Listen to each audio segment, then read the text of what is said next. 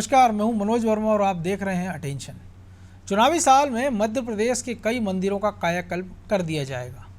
ओंकारेश्वर सहित 6 मंदिरों को सजाने और संवारने और उनका जीर्णोद्धार करने का बीड़ा शिवराज सरकार ने उठाया है।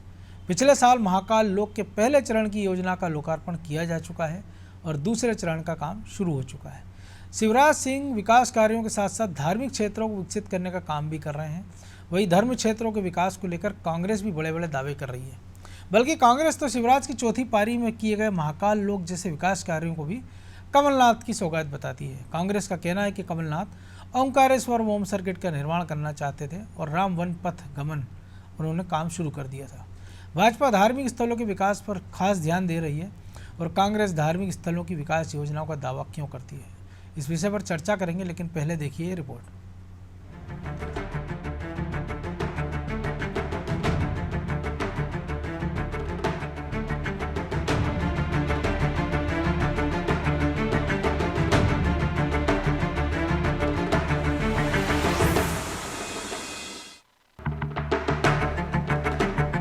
मध्य प्रदेश में भाजपा नीति सरकार एक तरफ विकास योजनाओं और जातीय संतुलन से चुनावी बिसात बिछा रही है, तो दूसरी तरफ धार्मिक स्थलों का विकास कर धर्म प्रेमी जनता के बीच भी पकड़ बना रही है।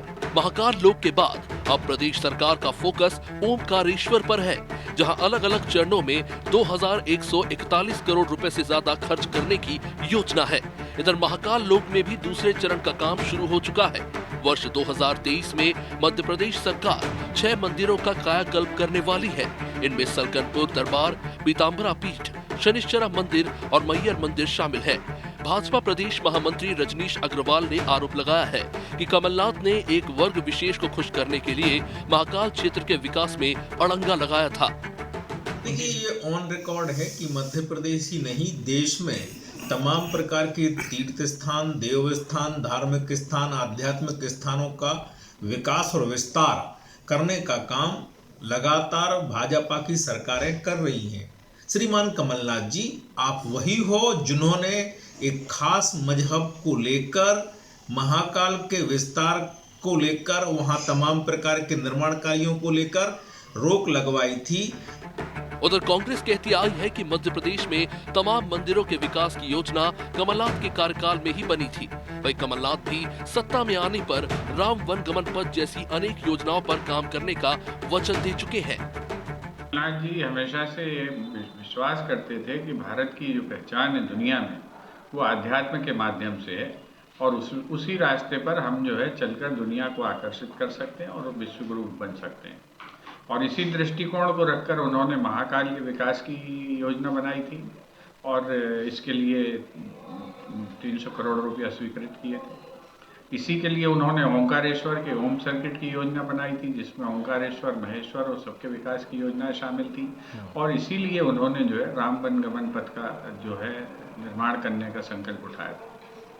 तो उन्हीं योजनाओं को ये सरकार चलाकर और केवल ढिंढोरे पीट रही है। भारतीय जनता पार्टी हिंदुत्व और विकास के मुद्दे पर चुनाव लड़ने वाली है, इसलिए चुनाव से पहले धार्मिक स्थलों को संवारने की बीजेपी की योजना है। महाकाल लोक को विकसित करके भाजपा ने हिंदू धर्मावलंबियों के बीच पकड़ बना ली है।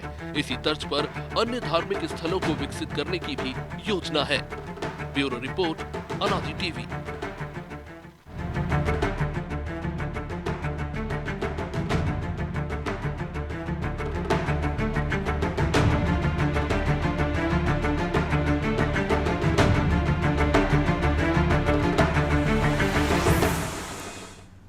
तो इसी मुद्दे पर चर्चा करने के लिए हमारे साथ जुड़ गए हैं वरिष्ठ पत्रकार अशोक शुक्ला और हमारे सहयोगी ब्रजेश चौक से।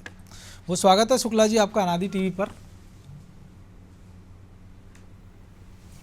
आवाज़ आ रही शुक्ला जी आपको? जी जी, आपकी आवाज़ आ रही है जी। शुक्ला जी, हमने देखा है कि काशी विश्वनाथ कॉरिडोर का काम जब उत्तर प्रदेश में हुआ, उसके बाद चुनाव में गई पार्टी और जो नतीजा है, और मध्य प्रदेश में महाकाल लोक के बाद जो तमाम सारे मंदिरों को सजाने संवारने का काम चल रहा है, तो दोनों एजेंडे एक साथ कि विकास की बात भी पार्टी कर रही है और जो हार्डकोर हिंदुत्व की बात है, जो उसका मूल वोटर है, उसको रिझाने में भी कोई कसर नहीं छोड़ी जा रही है। कांग्रेस भले कितनी आपत्ति करे, दावे प्रति दावे करे, लेकिन जो कुछ हो रहा है वो हम देख रहे हैं बीजेपी सरकार में होता नजर आ रहा है। नहीं, आप ठीक कह रहे हैं। और बीजेपी जो है प्रारंभ से ही हिंदुत्व को लेकर जो है काफी गंभीर भी रही है। और आडवाणी जी ने तो बाकायदा यात्रा निकाली थी।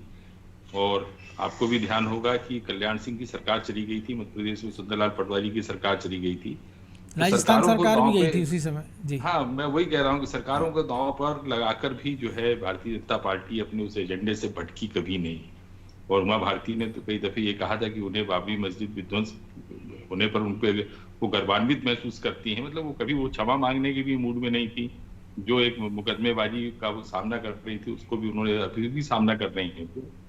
तो कुल मिलाकर ये है कि भारतीय जनता पार्टी अपने एजेंडे से भटकती नहीं है। रही बात जो विकास की बात है, तो जब सबका साथ सबका विकास और सबका विश्वास की बात होती है तो जाहिर है कि वो जिस हिंदुत्व को लेकर आगे चलती है तो उससे जुड़े जो संस्थान होंगे, जो मंदिर होंगे, जो अध्यात्म की बात होगी या संस्कृति की बात होगी, भारतीय संस्कृति की जो भी बातें होगी उसको वो प्रमोट जरूर करेगी। और आपको एक चीज मैं और आपको बतला दूं जी कि धर्म की राजनीतिक उपयोगिता को सबसे पहले बीजेपी ने ही समझा है। कांग्रेस जो थी धर्मनिरपेक्षता के नाम पर कुछ लोगों को तुष्ट कर रही थी, तो अब बीजेपी जो है एक बड़े समुदाय को संतुष्ट कर रही है अपनी लेकिन उन्होंने गतिविधियों तो से संविधान संतुष्ट की कर मूल रही है। प्रस्तावना में धर्मनिरपेक्षता का शब्द बाद में जोड़ा, ये शब्द तो उसमें भी नहीं था। नहीं, ठीक है, वो उस दौरान जो चीजें थी वो देश किस स्थिति में था, वो क्या परिस्थितियां थी जिसके चलते उनको ये सब जोड़ना पड़ा था। लेकिन अभी जो बात है, जो मुद्दा है आपका कि कमलनाथ कह रहे हैं कि वो भी ये मंदिरों का वो करेंगे, राम वन पथ कमल को भी वो बनाएंगे उनके एजेंडे में। अब जो है राहुल गांधी भी मंदिर जाने लगे हैं, कमलनाथ जी भी हनुमान भक्त हो गए हैं। लेकिन एक दौर हम लोग ने वो भी देखा है कि जब ये हिंदू धर्म की सिर्फ आलोचना करते थे या हिंदुओं को यहाँ तक सांप्रदायिक भी कहा गया है कि हिंदू सांप्रदायिक हैं और हिंदू आतंकवादी शब्द जैसे भी उपयोग किए हैं।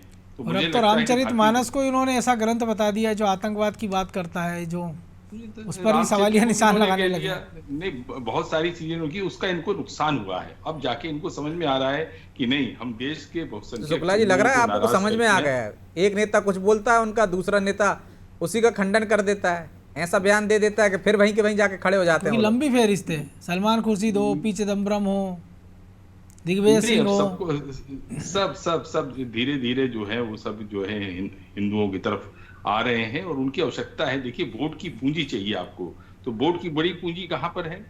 वो बहुसंख्यक समाज। बिल्कुल।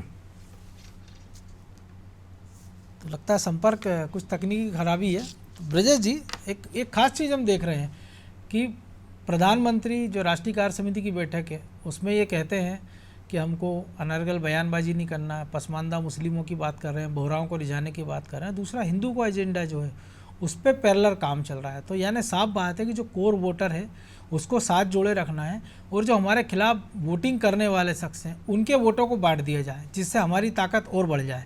क्योंकि जाहिर सी बात है, जिस वक्त की वो बात कर रहे हैं वो इतनी जल्दी उनको वोट देने वाला नहीं। अगर प्रधानमंत्री के शब्दों में कहें तो 400 दिन का वक्त बचा है, तो 400 दिनों में आप उनको लुहा पाएंगे, ये कहना अभी ज़्यादा जल्दबाजी होगी। हो सकता है किसी एक बेल्ट में या कहीं के उनको वोट मिले, और मिलते भी 8 से 10% वोट उनको मिलने भी लगे हैं। तो जाहिर सी बात है कि अपना जो कोर वोटर है उसको सादे रखो और जो विपक्ष का जो वोट बैंक है संगठित, उसमें फूट डाल दो। तो जो 51% की बात बीजेपी मध्य प्रदेश में कर रही है, तो शायद वो एजेंडा इन्हीं सब प्रयासों से पूरा हो पाएगा। देखिए मनोज जी, वो एजेंडा हमने प्रयास पूरा होते हुए भी गुजरात में देखा है कि जब विपक्ष का वोट बढ़ जाता है तो किस तरह से बीजेपी अपने लक्ष्य 151 है उससे भी आगे बढ़ जाती। आप देखिए कि निश्चित तौर पर एक अपना वोट बैंक है बीजेपी का, जिस वोट बैंक को वो नहीं चाहती कि उसमें सेंध लगे। दूसरे जो लोग हैं उसको नहीं वोट देते हैं, उन लोगों को भी संतुष्ट करने की दृष्टि से वो काम करती है। आप देखिए कि हमने उत्तर प्रदेश में देखा है, पहली बार 5% अल्पसंख्यकों के वोट मिलते हैं बीजेपी को, दूसरी बार योगी सरकार को 9% मिलते हैं। तो भरोसा तो जागृत हो रहा है। एकदम नहीं होगा, जो आपने कहा है कि एकदम इतना भरोसा नहीं हो जाएगा 400 दिन में, लेकिन भरोसा धीरे ही धीरे होता है मनोज जी, एकदम नहीं होता। तो जो सरकार काम कर रही है उसके काम के कारण तो कुछ तो भरोसा करेंगे। जब वो मकान दे रही तो ये नहीं देख रही ना कि फतीमा बेगम का है या सलमान का है या किसी और का है, या तुलसी का है या रामलाल का है। की बात हो, राशन की बात हो, आयुष्मान योजना की बात देखिए आप, तो इन योजना में कहीं भेदभाव नहीं दिख रहा है, उसके कहने में भेदभाव दिखता है। तो मुझे लगता है जो समझदार वोटर है वो जानता है कि सिर्फ कह रहे हैं, ये राजनीति है और राजनीतिक बयानों को भी मतदाता उसी हिसाब से लेने लगे। नहीं तो जिस तरह से बयान आते हैं उस तरह से तो तलवारें चल जानी चाहिए मतदाताओं के बीच में भी, लेकिन ऐसा होता नहीं मनोज। जो शुक्ला जी ने कहा, मैं उस बात से आगे बढ़ाना चाहता हूं कि बीजेपी अपने मुद्दों से नहीं हटी है मनोज जी। जब जब उसने कोशिश भी की है मुद्दों से इतर जाने की, चाहे आप अडवाणी का जिन्ना की बाजार पर जाकर देख लीजिए, उसको नुकसान हुआ है। कांग्रेस अपने मुद्दों पर अडिग नहीं रही है, वो बल्कि बीजेपी अपने मुद्दों को बढ़ाती रही है। कांग्रेस जो उसकी विचारधारा नहीं है, एक तो पहले से कोई, यदि वो सबको साथ लेकर चलने की बात करती है कि सबको समान रूप से अधिकार देने की बात करती है, तो उसके नेताओं के बयान आ जाते हैं कि मुसलमानों का पहला हक होता है देश की संपत्ति पे, सरकारी संसाधनों पे, तो वो कहीं भी उसके नुकसानदायक हो जाता है। वो कहीं बहुसंख्यकों को लेकर, अब देखिए बहुसंख्यक एक साथ एक वोट में कन्वर्ट पहली बार हुआ, पहली जातियों में बटे रहते, लेकिन धर्म का जो छाता लेकर आई बीजेपी, उसके नीचे सब एक हो गए। तो आप देखिए कि वो क्यों अपना वोट बैंक मजबूत नहीं करेगी, और दूसरों को विश्वास जगाने के लिए कि हम अपने एजेंडे पे तो चल रहे हैं, लेकिन आपको उससे कोई नुकसान नहीं। जो बार बार हम देख रहे हैं, संघ भी कहते हैं कि डीएनए एक है, संघ भी कहता है कि भाई मुसलमानों के हिंदुस्तान से कोई नहीं भगा सकता है, ये बात संघ भी कह रहा है ना। सरकार भी उस दिशा में अपने काम के जरिए लोगों में भरोसा कायम करने की कोशिश कर रही है। प्रधानमंत्री मोदी कहते हैं कि मिशनरी संस्थानों में जाइए, चर्चों में जाइए, आप वो कहते हैं कि पसमानदा मुसलमानों में जाइए जो उनकी विचारधारा से या जो कुछ एक उस वर्ग में फूट डालने की कहो या उसको अपने पाले में लाने की बात कहो। मनोज जी, भरोसा जागृत कीजिए। कौन में सबसे पहले भरोसा जागृत होगा, तो उन्होंने कहा पसमानदा मुसलमान हम पर पहले भरोसा कर सकते हैं बाकी की तुलना में, तो वो उनके पास जाएंगे, उनको अपने पाले में लाएंगे। तो इसमें कोई बुराई नहीं है मनोज जी। सरकार किसी एक धर्म की, एक विशेष की नहीं रह सकती है, उसको सबको साथ लेकर चलना है। लेकिन हम देखते हैं कांग्रेस उसी रणनीति पे चल रही थी, लेकिन उसने अपना जिस तरह से अपने मुद्दे बदले हैं, जिस तरह से वो बीजेपी के नक्शे कदम पर चलने लगी है, मुझे लगता है उसका भी ज़्यादा नुकसान हो रहा है। आप अपने एजेंडे पर रहते कि हम कोई धर्म का खालमेल नहीं करते, लेकिन आप देखिए अब वो जनेऊ पहन लेते हैं, आप देखिए वो मंदिर की बात करने, वो रामपथ गमन की बात करते हैं। तो फिर लोग सवाल करते हैं कि जब सर्वाधिक राज्य आपने किया देश पर और मध्य प्रदेश पर, तो तब आपने ये याद क्यों नहीं की? जब बीजेपी उस कदम बढ़ा रही है तो तब बीजेपी पे भरोसा करेगा ना व्यक्ति, कि ना कि कांग्रेस पे भरोसा करेगा। ये मुझे लगता है कि जब आप दोहरे तरफ के वोट के लिए करते हो, तो ये जनता समझती है कि आप वोट के लिए धर्म की बात करने लगे, गौशालाओं की बात करने लगे, मंदिर की बात करने लगे। लेकिन उनमें भी कुछ नेता ऐसे हैं जो इन तरह के बयानों के बाद ऐसे बयान दे देते हैं जिससे बहुसंख्यक यदि भरोसा करने की दृष्टि से भी जाए, एक कदम उठाता तो वो दो कदम पीछे हटने को मजबूर कर देते हैं। तो ये मुझे लगता है कि कांग्रेस की दोहरी नीति है, जो दोहरा चरित्र जो सामने आता है, उससे मतदाता अब उस पर वैसा भरोसा नहीं कर पा रहा जो लगातार करता रहा था। बिल्कुल। तो शुक्ला जी, एक और चीज़ है, जिन मंदिरों का चयन किया गया है, कि हम देखिए कि अगर निमाड़ की बात करें तो ओंकारेश्वर मंदिर की बात हो रही है कि शंकराचार्य जी की मूर्ति लगना है, बड़े पैमाने पर हमें काम होना है। महाकाल कॉरिडोर की बात करें तो मालवा में आ रहा है, दतिया की बात करें तो शनिश्चरा तो ग्वालियर चंबल में है, मैहर की बात करें तो विंध्य में है, तो एक और सलकनपुर की बात करें तो मध्य भारत में है। तो यानी पूरे मध्य प्रदेश को छूने का प्रयास किया और ऐसे स्थानों का चयन किया गया जिससे कोई एक क्षेत्र से आवाज़ ना उठे कि उनके क्षेत्र में किसी धार्मिक या प्रसिद्ध धार्मिक स्थल के विकास के लिए कुछ नहीं किया गया है। तो इसमें भी कोई एक सेट एजेंडा आप देख रहे हैं कि सबको साधने का प्रयास है, चाहे वो मध्य प्रदेश के किसी भी हिस्से का निवासी हो। और जब ये होगा, हम देख रहे हैं क्योंकि उसका फायदा हमने देखा है, रोजगार भी बढ़ेगा। उज्जैन में टूरिस्ट की बात करें तो 30-40 हज़ार लोग आते थे, तब 1 लाख से ज़्यादा लोग रोज आने लगे हैं।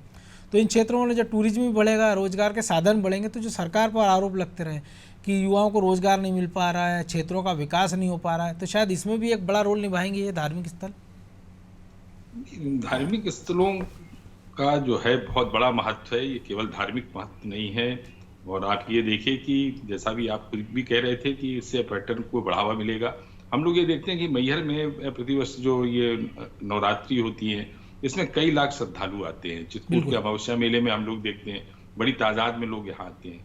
मतलब आपको ये जानकर थोड़ा सा आश्चर्य होगा कि कोरोना काल में भी चित्रकूट में लोग पहुंचे थे, मंदाकिनी में स्नान करने पहुंचे थे।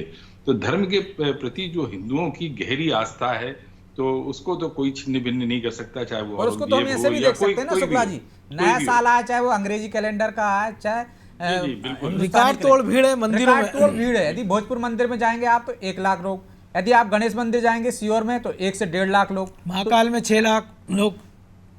बिल्कुल बिल्कुल। देखिए हम लोग की जो धार्मिक आस्था है वो तो विश्व में, मतलब हर व्यक्ति ये जानता है कि हिंदू जो है अपने धर्म के प्रति जो है गहरी आस्था रखता है, और इतनी आस्था रखता है कि जीभ काट के चढ़ा देते हैं, गर्दन काट के चढ़ा देते हैं, हम लोग सीने पे जवा उगा लेते हैं। तो हम लोगों की जो धार्मिक आस्था है वो तो बेमिसाल है। लेकिन उसमें धर्म के प्रति कट्टरता है, लेकिन धार्मिक कट्टरता नहीं है उसमें अभी। धार्मिक कट्टरता कहाँ है? हिंदू तो बड़ा उदारवादी है, उसने सभी धर्मों, मतलब आप देखिए कि हमारे यहाँ सांप बिच्छी जानवर जितने भी हैं, पेड़ पौधे सबको हम लोगों ने देव रूप में देखा है। धर्म का हम लोगों पे एक नियंत्रण होता था पहले समाज में कोई कानून नहीं होते थे, लेकिन सामाजिक नियंत्रण होता था, तो उसके पीछे कहीं धर्म की जो सोच होती थी, झूठ मत बोलिए, झूठ बोलना पाप है, किसी की चोरी मत कीजिए, पर स्त्री को मत देखिए, आप ये सब चीजें क्या थी ये? तो धर्म हम लोग पे, धर्म के अनुसार हम लोग चलते थे, हमारा और धार्मिक हम तो आचरण कानून के होता मामले था। में भी देखते हैं कि धर्म ग्रंथों की जो है कसम दिलाई जाती है। और हमने उसमें तो भी देखा नहीं, गरुड़ पुराण वो सुनो तो सभी धर्मों का अदालत किस में तो बुरे काम कुरान की किस उसको- तरह से सजा भी निर्धारित है। यदि हम देखें कि वो एक डर भी बनाने की कोशिश की जाती है कि ये लेकिन आप एक गलत चीज- करोगे तो आपको ऐसा ऊपर जाके ऊपर वाला देख रहा है। एक चीज मैं ये कहना चाहता हूँ, ये चूंकि डिबेट बहुत अच्छी डिबेट है, उसमें जो आपने इश्यूज उठाया है वो भी बहुत अच्छा इश्यूज उठाया है, चाहे बीजेपी के लोग हों या कांग्रेस के लोग हों, खूब धार्मिक बातें करें, तो रामराज की स्थापना के लिए भी तो कुछ करें। केवल मंदिरों के निर्माण से जो है जन कल्याण नहीं होगा, बहुत भव्य कॉरिडोर बना देने से भी हिंदुओं का कल्याण नहीं होगा। सबसे ज्यादा जरूरी है कि राम राज आना चाहिए, उसके लिए भी सरकारों को सोचना चाहिए, चाहे वो कांग्रेस हो चाहे बीजेपी हो। लेकिन आपको नहीं लग रहा कि उसके लिए नागरिकों की सहभागिता जरूरी है? क्योंकि अगर हम रामायण की बात करें तो राम सेतु के निर्माण में सबसे छोटा योगदान गिलेरी का भी था, जिसको किसी ने बुलाया नहीं था।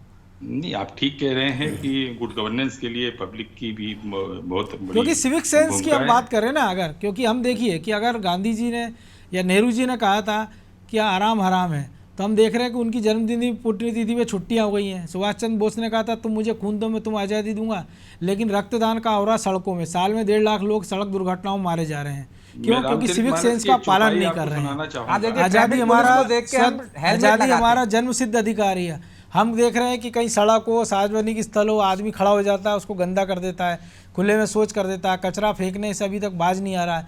आप किसी चौराहे पे, सड़कों पे देख लीजिए, पीक से रंगे मिलेंगे। तो ये जो राम राज की आप बात कर रहे थे, छोटा सा सुधार जब हम खुद में करेंगे तब तो सरकारें भी कुछ कर पाएंगी, क्योंकि जुर्माने का प्रावधान है, सब कुछ है। एक चौपाई सुनाना चाहता हूँ आपको मैं, जी। रामचरितमानस की चौपाई है। मन मलिन तन सुंदर कैसे, विष रस कनक घट भरा हो जैसे। बिल्कुल।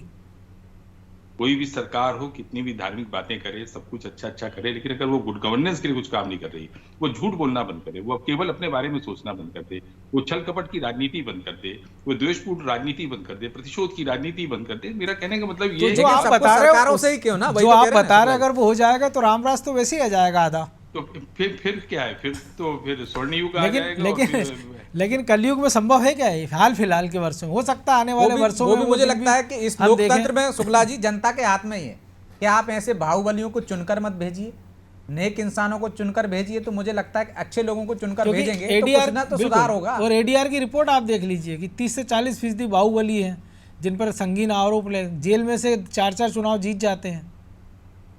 देखिए, हमारी जो धार्मिक आस्था थी, जो अध्यात्म है, जो हमारे धार्मिक ग्रंथ है, वो भी कहते हैं कि दुष्ट दया का पात्र नहीं है। आप ठीक कह रहे हैं कि हमको बाहुबलियों को वोट नहीं देना चाहिए, हमें ऐसे न्यूसेंस जो एलिमेंट्स हैं, जो राजनीति में कहीं अपनी पैठ बना चुके हैं, इनको बाहर करना चाहिए। लेकिन ये काम शिवराज जी को भी करना चाहिए, ये काम मोदी जी को भी करना चाहिए और राहुल गांधी को भी करना चाहिए। ये काम सबको मिलजुल कर करना चाहिए। देश की राजनीति अच्छी हो, देश का भविष्य अच्छा हो, देश का वातावरण अच्छा हो। और रही बात ये कि जो एक धर्मनिरपेक्षता लेकिन की जिस बात पार्टी ने प्रारंभ- दावा किया था हम सब करेंगे, सबसे अलग है, नए हैं, आम आदमी पार्टी, उनने तो इन सबको पीछे छोड़ दिया।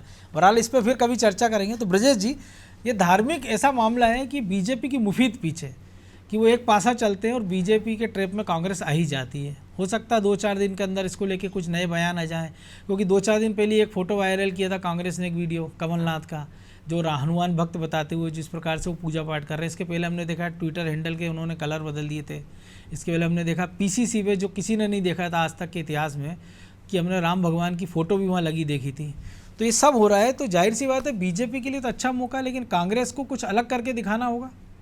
देखिए मनोज जी, अब कांग्रेस अलग करके कुछ हासिल नहीं कर पाएगी। अलग क्या करेगी आप बताइए? जिस हमने देखा है हिंदुस्तान में, एक भेड़ कुएं में गिरती है तो बहुत सारी गिर जाती हैं। तो आप देखिए, एक कुछ नया करता है, यदि वो बड़ा संस्थान है या उसको उससे सफलता मिल रही है, उसके पीछे पीछे बाकी छोटे फार्मूला बन संस्थान लग जाता है। जाते हैं, फार्मूला बन जाते हैं। तो बीजेपी ने सफलता का एक फार्मूला बना दिया है। फार्मूला क्या है? धार्मिक, धर्म के छाते के नीचे सबको एक कर दिया, सारी जातियों की गोलबंदी। सारी जातियों की गोलबंदी कर दी।